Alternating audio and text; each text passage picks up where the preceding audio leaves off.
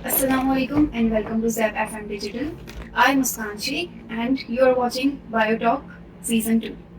Today we are going to talk about nutrition and dietetics. We have very an honorable guest, Alishwa and Hamza from Nutrition and Dietetics.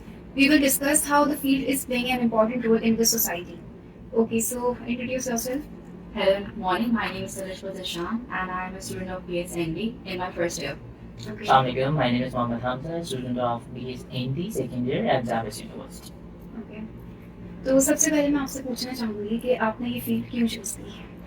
Basically मुझे हमेशा से ऐसी field choose करनी थी जिसके लिए लोगों की ज़रूरत हो। Okay. सही है, फील्ड को लोगों की ज़रूरत हो और वो फील्ड एक ऐसी हो जिसमें हमें काम करने के लिए बहुत ज़्यादा जो है वो जॉब सैचुरेशन ना हो और हमें मतलब काम करने के लिए हमारा डोमेन बहुत वास्ट हो। तो न्यूट्रिशन एक ऐसी फील्ड लगी जो कि हम मेंटल, फिजिकल और हेल्थ से हमारी लाइफ स्टाइल सब पे बहुत इन्फ्लुएंस करती है। सो आई चूज न्यूट्रिशन और पाकिस्तान में न्यूट्रिशन एक अलार्मिंग सिचुएशन में है, मतलब पाकिस्तान कैसे इन्फ्लुएंस कर रही है हमारी ओवरऑल यूथ को और पॉपुलेशन को। So that's why I choose nutrition. That's very inspiring. What about you, Alishwa? आपने ये फील्ड क्यों चूज़ की?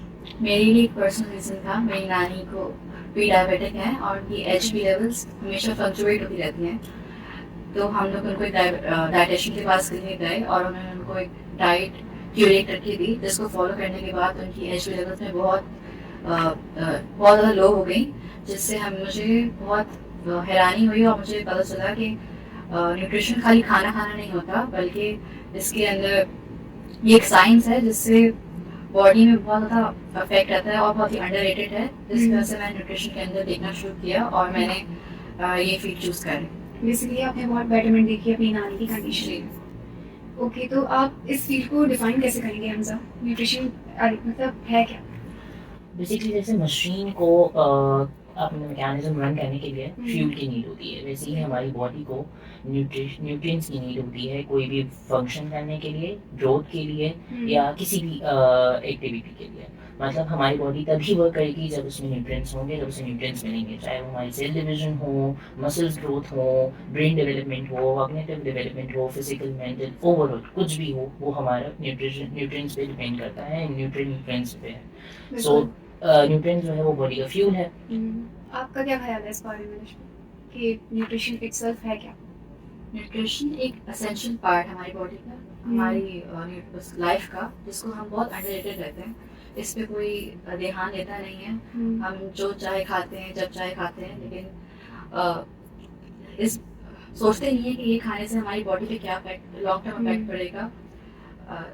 हमें देख के खाना चाहिए, एक बैलेंस डाइट लेनी चाहिए, जिससे हमारी बॉडी सही से एनर्जी प्रोड्यूस कर सके, हमारी बॉडी में फ्यूल हो ताकि हम चीज़ें कर सकें, हमारी बॉडी वीक ना हो, हम डिजीज से बचे रहें और हमारी ओवरऑल वेलबींग सही रहे।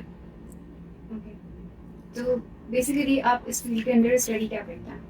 क्या मेजर सब्जेक्ट है जिसके बारे में आप पढ़ते हैं? आपको कैसे पता चलता है कि ये किस तरह से आपकी डाइट के ऊपर इम्पैक्ट आ सकता है और आप किस तरह से एक हेल्दी और बैलेंस डाइट दे सकते हैं? बेसिकली जो हमारा मेजर जो है वो हमारा जो सब्जेक्ट है न्यूट्रिशन जो है वो डिवाइडेड है दो पार्ट्स में, माइक्रो में एक मैक्रो। सही है, माइक्रो वो है जो कि हमें बहुत लेस क्वांटिटी में चाहिए लेकिन वो हमारी बॉडी में बहुत एसेंशियल रोल प्ले करते हैं, और मैक्रो वो है जो हमें बहुत ज़्यादा क्वांटिटी में चाहिए और वो भी हमारी बॉडी के लिए एक वाइटल रोल प्ले करता है। सो इसमें हम यही स्टडी करते हैं कि जो बैलेंस डाइट है, माइक्रो और माइक्रो का एक बैलेंस कॉम्पोजिशन एक हेल्दी लाइफ स्टाइल बनाता है और एक हेल्दी इंसान को एक हेल्दी मौका देता है इंसान को कि वो हेल्दी। आपका क्या ख्याल है इस बारे में? इसके अलावा हम बहुत चीज़ें पढ़ते हैं, जैसे कि फूड केमिस्ट्री, जैसे हमारी बॉडी में कुछ न्यूट्रिएंट कैसे रिएक्ट करते हैं और कैसे हमें एनर्जी मिलती है। इसके अलावा हम लोग फूड साइंस भी पढ़ते हैं, जैसे कि फूड को कैसे प्रिजर्व किया जाता है और किन फूड में क्या क्या पाया जाता है और कैसे लिया जाए उनको। इसके अलावा हम लोग ये भी देखते हैं कि कुछ डिजीज़ को प्रिवेंट करने के लिए क्या खाना खाना चाहिए ताकि हम उन डिजीज़ से बचे रहें और उनका रिस्क कम हो सके। तो आप बता सकते हैं कि इसके जो डोमेन्स हैं वो कहाँ पर लाई करते हैं? क्योंकि हमने सुना है कि इंडस्ट्री में और हॉस्पिटल्स में न्यूट्रिशनिस्ट की बहुत नीड होती है और नाउ डेज रेस्टोरेंट्स भी बहुत ज़्यादा रिक्वायर करते हैं न्यूट्रिशनिस्ट को। तो इज इट सेम या कोई डिफरेंस है इन सब में? बेसिकली न्यूट्रिशन जो है ना, वो अगर हम न्यूट्रिएंट्स की बात करें, न्यूट्रिशन की बात करें, एज ए न्यूट्रिशन हमारा जो एक रोल है या डोमेन है वो बहुत वास्ट है. If we talk about in health sector, हमने देखा कोविड में सबसे ज़्यादा अलार्मिंग सिचुएशन ओवरऑल वर्ल्ड में, सही है, ग्लोबली हमारी कोविड थी. एक एग्जाम्पल है, कोविड में हमने देखा कि एक लो इम्यूनिटी और एक स्ट्रॉन्ग इम्यूनिटी बंदा, सही है. एक लो इम्यूनिटी यानी जो वो बंदा जो कि अनहेल्दी डाइट लेता था या अच्छी डाइट नहीं लेता था या जिसमें इनसफिशिएंसी डिफिशिएंसीज थी, उसको कोविड ने किस तरह असर किया और उनकी मेजॉरिटी कितनी थी कोविड में, उनका प्रेवलेंस कितना था. और दूसरी तरफ हमने देखा कि जो लोग स्ट्रॉन्ग इम्यूनिटी वाले थे, जिनके इम्यूनिटी सिस्टम बहुत स्ट्रॉन्ग था, अच्छी डाइट का अपनी डाइट का ख्याल रखते थे, बैलेंस डाइट लेते थे, उनका प्रेवलेंस देखा हमने कि वो बहुत कम था. सो हेल्थ सेक्टर से लेके हमारा जो इंडस्ट्रियल सेक्टर है, अगर इंडस्ट्री की बात करें हमारी, जिसमें हम फूड इंडस्ट्री की बात करते हैं, सो वो दोनों बहुत इंटरकनेक्टेड है. कि मतलब हम जो खाएंगे वो हमारी सेहत पे लगेगा, सही है. हमारी इम्यूनिटी जो है हमारी डाइट पे डिपेंड करती है, सही है. तो दोनों बहुत इंटरकनेक्टेड चीज़ें हैं. और मेरे ख्याल से कि हेल्थ सेक्टर की अगर हम बात करते हैं तो आज तो सिचुएशन ऐसी है कि पाकिस्तान में माल न्यूट्रिशन की वजह से और डेफिशिएंसीज की वजह से, न्यूट्रिएंट डेफिशिएंसीज की वजह से इतने ज़्यादा मसले हो गए हैं कि हम देखते हैं कि हर पाकिस्तान में पैदा होने वाला बच्चा या तो वो स्टनिंग का शिकार है, या तो वेस्टिंग का शिकार है, या तो वो पैदा होते साथ ही माल न्यूट्रिशन की वजह से मर जाता है, सही है. हमारी जो लैक्टिंग वुमेन्स हैं उनको बहुत ज़्यादा डिफ़िकल्टीज फेस करना पड़ती हैं. हमारी जो ओवरऑल यूथ है वो जब अपनी कॉग्निटिव डेवलपमेंट की तरफ जाती है तो वो इनसफिशिएंसी डेफिशिएंसीज की वजह से उसकी वो कॉग्निटिव डेवलपमेंट नहीं होती वो जो डिजर्व करते हैं वो, या जो उनकी होनी चाहिए थी. हमारा हर बच्चा एक छोटा सा इन्वायरमेंटल चेंज आता है, सही है. अगर हम एग्जाम्पल लेते हैं कि हम सर्दी से गर्मी में जैसे ही जाते हैं आपके हॉस्पिटल्स भर जाते हैं. क्यों भरते हैं? इसीलिए कि हमारे यहाँ बैलेंस डाइट का ख्याल ही नहीं रखा गया. हमारे न्यूट्रिशन को बैलेंस दे, मतलब न्यूट्रिशन को हमने फोकस ही नहीं किया. हमने बस सोचा कि रोटी चावल खा रहे बहुत है हमारे लिए, सही है. हमने इस बात पे फोकस ही नहीं किया कि ये जो हम खाना खाते हैं वो हमारी सेहत के लिए कितना ज़रूरी है और हमारी सेहत पे कितना असर करता है. तो यही वजह है कि हमारे हॉस्पिटल्स एक हल्की सी एक किसी भी कोई भी चेंज वेव आती है, चाहे वो इन्वायरमेंटल हो या कोई दूसरी तरीके से अगर हम एक स्ट्रेस रिलीज की बात करें तो हम बहुत ज़्यादा जल्दी बीमार हो जाते हैं. हमारे बच्चे बहुत ज़्यादा जल्दी बीमार हो रहे हैं. तो बेसिकली मोस्टली ये यंग जनरेशन में बहुत ज़्यादा देखा जा रहा है कि वो एनवायरमेंटल चेंज की वजह से बहुत जल्दी इफेक्ट होता है उनके ऊपर. बिल्कुल ऐसे ही आप देख रहे हैं कि एस्थमा के केसेस किस तरीके से बढ़ गए हैं, सही है. किस तरीके से जो है वो इनफर्टिलिटी बढ़ती जा रही है लाइफस्टाइल चेंजेस की वजह से. किस तरीके से जो है हमारे यहाँ ओवरऑल जो हमारे बुजुर्ग हैं वो किस तरीके से अर्ली एज हार्ट रेट का कितना ज़्यादा, हार्ट डिजीज़ का कितना ज़्यादा इफेक्ट हुआ है. तो ये बहुत ज़्यादा चीज़ें हैं जो कि हमें इसमें हमें गौर करने की ज़रूरत है, हमें जिस पर फोकस देने की ज़रूरत है कि मतलब इसकी मेजर वजह क्या है, मेजर कॉज क्या है. हमारा जो अगर हम देखते हैं हमारा कार्डियोवैस्कुलर डिजीज़ हॉस्पिटल जो है कार्डियो जो है कराची में मौजूद है, अगर हमसे वहाँ चले जाएँ CVD तो हम वहाँ देखते हैं कि यंग जनरेशन जो यंग पेशेंट्स का रेशो है वो दिन ब दिन बढ़ता जा रहा है. तो वो किसी दवाई की वजह से नहीं है, वो किसी वैक्सीन की वजह से नहीं है. वो वजह यही है कि हम जो खाना खा रहे हैं वो ऐसा है कि वो हमारे लिए जहर बन रहा है, लेकिन हम वो बहुत शौक से खा रहे हैं. हमें पता ही नहीं है कि उसकी कॉम्पोजिशन क्या है, हमें पता ही नहीं है कि वो हमारे लिए हेल्दी है या अनहेल्दी है, हमें पता ही नहीं है कि वो हमारे लिए ज़रूरी भी है या नहीं है. हमारे अंदर फैट पहले ही बहुत ज़्यादा है लेकिन हम फैट कंजम्पशन बहुत ज़्यादा मजीद कर रहे हैं. तो एक बहुत बड़ा मेजर रोल है न्यूट्रिशन का इंसान की ज़िंदगी पे, हेल्थ पे, ओवरऑल उसकी फिजिकल, मेंटल, मैं तो कहता हूँ इवन इंसान के जो सोचने की सलाहियत है वो भी उसके खाने की पर डिपेंड करती है. अगर हम देखते हैं कि एक इंसान बहुत ज़्यादा खाता है वो सुस्त हो जाता है, और एक इंसान एक बैलेंस डाइट लेता है और अपने वो एक्टिव होता है. तो सोचने की सलाहियत जो इंसान जब खाने पे जाते हैं ना तो फिर उस खाने तक ही महदूद होते थे. जैसे पाकिस्तान की नेचर जो हमारे यहाँ होते हैं वो हम बहुत फूडी है, सही, किसी को क्रिटिसाइज नहीं करना, लेकिन हमें as a foodie nation we have कि हमें ये बात पता हो कि क्या हमारे लिए अच्छा है क्या नहीं है. चीट डे सब करते हैं, करना चाहिए, सही है. टेस्ट बड सब के को डेवलप करने चाहिए, लेकिन हमें अपनी हेल्थ पे कॉम्प्रोमाइज़ नहीं करना चाहिए. और ऐसी जो इतनी अलार्मिंग सिचुएशन हमारे यहाँ पाकिस्तान में बनती जा रही है day by day, specially young youth के लिए, कि एज पाकिस्तान में 60% यूथ, तो हमें इस बात का मज़ीद और अच्छे से ख्याल रखना चाहिए, थोड़ा हमें अलर्ट हो जाना चाहिए. बहुत अच्छा आपने हर चीज़ को एक्सप्लेन किया.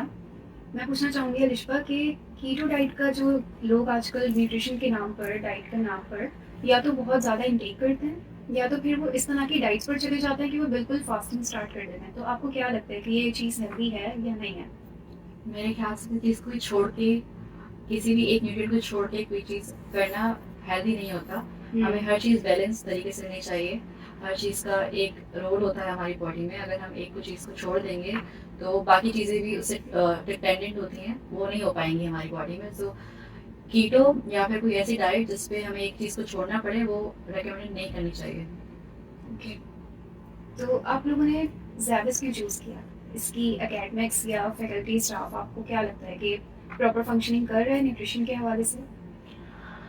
Zabbis means recently अगर मैं अगर why I choose Zabbis because मैंने देखा कि Zabbis सिर्फ हमारी एकेडमिक्स पे फोकस नहीं करता, बल्कि हमारे जो सेल्फ स्किल्स हैं, जो हमारी स्किल्स हैं, उसको भी इन्हांस करने में बहुत इम्पोर्टेंट है। हमारी जो फैकल्टी है वो बहुत सपोर्टिव है। हमें अगर किसी भी किस्म की कोई भी हेल्प चाहिए होती है, हम स्ट्रेट अवे उनसे डायरेक्ट कम्युनिकेशन है हमारी, उनसे कोई बैरियर नहीं है, कम्युनिकेशन बैरियर नहीं है, which is the most important thing कि हमने हमारे दरमियान जो हमारी फैकल्टी और स्टूडेंट्स के दरमियान कम्युनिकेशन बैरियर नहीं ना होने की वजह से हम उनसे हर मसला इजीली डिस्कस कर सकते हैं और हमें उसका सॉल्यूशन मिल जाता है। That's very great. What about you, Alishba? आपने क्यों चूज़ की ज़ैबस? ज़ैबस बहुत रिकमेंडेड था मेरे फैमिली पास से और टीचर्स ने भी बहुत रिकमेंड किया, और न्यूट्रिशन का प्लान कोर्स वर्क इनका बहुत अच्छा लगा। और जब मैं इंटरव्यू के लिए आई थी तो फैकल्टी मेंबर्स भी हमें बहुत इम्प्रेस हुए, जिसका एक बड़ा रोल था ये ज़ैबस चूज़ करने के लिए मेरे। ओके, तो आपको लगता है कि आजकल जो नाइट ईटिंग है, ठीक है, लेट नाइट ईटिंग होती है, हमारे पास कोई प्रॉपर रूटीन फॉलो अप नहीं होता, तो इसका क्या इम्पैक्ट आता है डाइट पर और हमारी हेल्थ पर? एज आई मेंशन कि हम अगर सिर्फ हार्ट डिजीज पे बात करते हैं तो कि वो कितने ज़्यादा मतलब उसका रेशो यंग जनरेशन में बढ़ता जा रहा है, तो मैंने बताया ना कि उसका मेन रीज़न वही है कि हमारा लाइफ स्टाइल चेंज हो गया है। पहले के लोग और अब के लोगों से हम मुकाबला करते हैं ना, पहले तो इतनी बीमारियां नहीं थी, अब बहुत ज़्यादा बीमारियां हो गई हैं। पहले तो लोग 80-80 90-90 साल जीते थे, अब तो 40-30 साल का बच्चा भी हार्ट अटैक में मर जाता है। तो उसकी वजह ये नहीं है कि आप पोलियो वैक्सीन पी रहे हैं, उसकी वजह ये नहीं है कि आपको कोविड वैक्सीन लग गई थी। अभी बहुत मिसकंसेप्शन एक मिसकंसेप्शन और एक फेक तो नहीं, लेकिन एक अनऑथेंटिक या मतलब इतने स्ट्रॉन्ग रिसर्च नहीं हुई, लेकिन वो एक बहुत फेमस हो गया एक आर्टिकल जिसमें उसमें कहा गया कि भाई जिन्होंने कोविड वैक्सीन लगवाई उनके अंदर हार्ट जो कार्डियोवैस्कुलर डिजीज का रेशो है वो बहुत बड़ा ज़्यादा है। सो वो उसकी वजह से नहीं है, वो इस वजह से कि पहले के लोग खाना अपने टाइम पे खाते थे, दिन काम जिस वक्त उनको काम करना था वो उस वक्त काम करते थे, और जो हमारा नेचर के हिसाब से वो चलते थे। तो सोने का वक्त है उसे सोने के हिसाब से करते थे, रोशनी आती थी वोट जाते थे। हमारे यहाँ अब चीज़ें बिल्कुल ऑपोजिट हो गई हैं। हम अंधेरे में जागते हैं और उजाले में सोते हैं, ठीक है। और जो हमारा एक नेचुरल सिस्टम है जो अल्लाह ताला ने बनाया है कि हमारा जो रात में डाइजेस्टिव सिस्टम जो है वो बहुत इफेक्टिवली काम करता है, सही है। वो पूरे ओवरऑल डे की एक प्रोग्रेस रिपोर्ट हमारे लिए समझें वो बिल्कुल एक्सट्रैक्ट कर रहा होता है। तो हम उस टाइम क्या करते हैं, उसको इतना बर्डनाइज कर देते हैं जिसकी वजह से हमारा जो डाइजेस्टिव सिस्टम है वही डिस्टर्ब हो जाता है, और वो फिर डिफरेंट डिजीज कॉज करता है, और उसकी वजह से फिर हमें हमारा जाहिर सी बात है मोर्टेलिटी रेट भी बढ़ता है, मोर्बिडिटी रेट भी बढ़ता है, हमारी यूथ भी से डिस्टर्ब होती है, हमारे जो ओल्ड सिटीजन्स हैं वो भी डिस्टर्ब होते हैं। मतलब ओवरऑल जो आपका बॉडी मैकेनिज्म है वो ओवरऑल डिस्टर्ब हो जाता है। और उस किसी भी मैं समझता हूँ कि अगर हेल्थ इश्यूज आते हैं तो सिर्फ उससे आपके हेल्थ सेक्टर को अफेक्ट नहीं होता, उससे आपकी इकोनॉमी को भी अफेक्ट होता है, उससे ओवरऑल आपकी पूरी कंट्री अफेक्ट करती है, उससे आप सब सर्वाइव करते हैं, पूरी कम्युनिटी सर्वाइव करती है। बिल्कुल। जब हम रात देर तक खाना खाते हैं तो हमारा डाइजेशन स्लो हो जाती है, क्योंकि सोते वक्त हमारा मेटाबॉलिज्म भी स्लो हुआ होता है, जिससे हमें problems like indigestion, acid reflux और ब्लोटिंग और ओवर टाइम वेट गेन भी हो सकता है। इसलिए हमें चाहिए कि हम रात का डिनर हल्का लें और एटलीस्ट 2 घंटे पहले सोने से खाना खत्म कर लें, ताकि हमें डाइजेशन का टाइम ड्यूरेशन मिल जाए। अच्छा, आजकल आपको लगता है कि डाइट लेना इनफ है या उसके साथ सप्लीमेंट्स लेना भी ज़रूरी है? आई थिंक जब डेफिशिएंसी हो, जब नीड हो, जब रिक्वायरमेंट हो किसी भी हम्म। चीज़ की, तब ही उसको लेना चाहिए। फॉर एग्जांपल हम एक पौधे को जब एक्स्ट्रा पानी डाल देते हैं, एक्स्ट्रा फर्टिलाइज़र दे देते हैं, तो वो ख़राब हो जाता है। बिल्कुल। सही है? वो हम्म। वैसा ग्रो नहीं करता जैसा हम उसको एक्सपेक्ट कर रहे होते हैं कि अगर हम उसके अंदर फर्टिलाइज़र की कंसंट्रेशन बढ़ा देंगे तो वो 3 फूल खिलने के बजाय 4 फूल खिल देंगे, ऐसा नहीं होता। उसकी जितनी रिक्वायरमेंट है, अगर उसको वो पूरा मिल रहा है तो वो 4 या 3 फूल भी बहुत अच्छे खिलेंगे। बिल्कुल। तो वैसे ही हमारी बॉडी है कि अगर हमारी बॉडी में कोई डेफिशिएंसी नहीं है और उसके हम्म। बाद हम अगर सप्लीमेंट्स लेते हैं तो वो फिर हमारे ऑर्गन्स पे अफेक्ट करती है। सिंपल सी बात है। दूसरी चीज़ कि अगर हम डेफिशिएंसी के लिए को ओवरकम करने के लिए हम सप्लीमेंट्स ले रहे हैं तो हमें उसका टाइम पीरियड हमें नोट करना है। हमें देखना है कि हम कितने टाइम तक हम उसको कंज्यूम कर सकते हैं और वो कितने टाइम में हम उसकी कंजम्पशन से हमारे कितने टाइम में ये डेफिशिएंसी कवर हो जाएगी। ये ना हो कि हम उसे अपनी आदत बना लें। बिल्कुल। हम उसको अपनी ज़रूरत के हिसाब से यूज़ करें, हस्ब ज़रूरत इस्तेमाल करें। जब डेफिशिएंसी हमारी ख़त्म हो जाए, हम उसको स्टॉप कर दें और अपने बैलेंस डाइट की तरफ आ जाएँ और Okay. कोशिश करें कि अगर हम सप्लीमेंट्स ले भी रहे हैं इन केस कि अगर हमारे को किसी डॉक्टर ने रिकमेंड किया है, तो हम उसके साथ भी अपनी डाइट का और ज़्यादा ख़्याल रखें। अच्छा, जो स्टूडेंट्स हमें देख रहे हैं या इंटरेस्ट शो करते हैं इस फील्ड के अंदर, आप लोग उनको क्या मैसेज देना चाहेंगे कि वो किस तरह से इस फील्ड के अंदर ग्रो कर सकते हैं? बेसिकली मैं उन्हें को यही कहना चाहूँगा कि किसी मत के ऊपर ना जाएं। न्यूट्रिशन और डाइटिशियन जो है वो एक बहुत वास्ट और इमर्जिंग फील्ड है। हमारी नेशन के लिए बहुत रिक्वायरमेंट है कि ये बहुत ज़रूरी बन चुकी है। बिल्कुल। डे बाय डे जितने हमारे इश्यूज बढ़ते जा रहे हैं, चाहे वो हेल्थ इश्यूज हों या हमारे मोर्टेलिटी रेट हो, मोर्बिडिटी रेट हो, दोनों जितना हमारा इंक्रीज होते जा रहा है, उसका प्रेवलेंस जितना बढ़ता जा रहा है, हमें अपने इस चीज़ पे काम करने की बहुत ज़्यादा ज़रूरत है। हमारे यहाँ बच्चों में और जो यूथ है उसकी प्रोडक्टिविटी बहुत ज़्यादा इफेक्ट है क्योंकि हमारी कॉग्निटिव डेवलपमेंट वैसी नहीं हो रही जो होनी चाहिए क्योंकि हमारा लाइफ स्टाइल डिस्टर्ब हो चुका है। हमारी न्यूट्रिशन, हमारा जो डाइटरी प्लान्स हैं, जो हमारा डाइटरी इनटेक है, वो बहुत ज़्यादा डिस्टर्ब है। सही है, वो इम्बैलेंस्ड है। हम उससे चाहिए कि हम बैलेंस करें। तो बच्चे आएंगे, जब बच्चे इस बात को समझेंगे कि ये चीज़ आपके लिए ज़रूरी है, एक कम्युनिटी के लिए ज़रूरी है, तो ये चीज़ में रेवोल्यूशन आएगी। और अगर मैं एक से एग्जाम्पल दूँ कि एक बच्चा अगर फॉर एग्जाम्पल आता है तो वो विद इन अपने सर्कल वो उसमें रेवोल्यूशन लाएगा, अपनी चेंजेस लाएगा, अपनी डाइट हैबिट्स बदलेगा जब उसे पता चलेगा क्योंकि लोगों को पता ही नहीं, अवेयर ही नहीं है लोग। जब वो अवेयर होगा तो जाहिर सी बात है वो अपने घर में अपने सिस्टर्स, अपनी सिबलिंग्स में वो बात स्प्रेड करेगा, अपनी फैमिली में स्प्रेड करेगा। तो अगर एक बच्चा एक फैमिली बदलेगा तो 100 बच्चे 100 फैमिली बदलेंगे और जब 100 फैमिलीज बदलेंगी तो इस तरीके से नंबर्स बढ़ते जाएंगे और एक रेशनल चेंज आएगा और एक हम हेल्दी फ्यूचर की तरफ लीड कर सकेंगे। ठीक है, तो अगर मैं आपसे पूछूं अलिशा, तो आपके फ्यूचर गोल्स क्या हैं? आप ग्रेजुएशन के बाद खुद को कहाँ देखती हैं?